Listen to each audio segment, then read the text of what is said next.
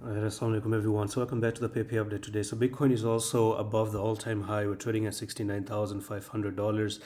Pepe has broken above this little bit of sideways pattern that we called a pennant, and the technical target has not been met just yet. So I think there could be chances of looking at Pepe coming for a retest.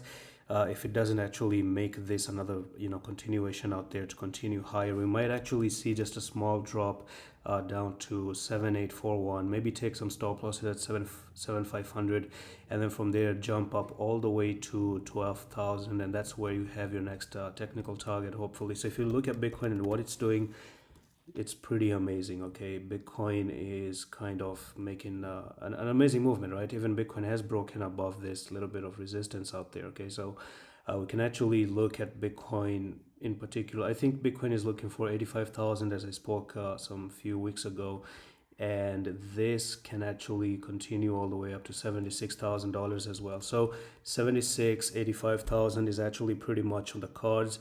For Pepe, 12,000 is on the cards, hopefully. And right now, to me, still, this is a very good sign that it just broke above here.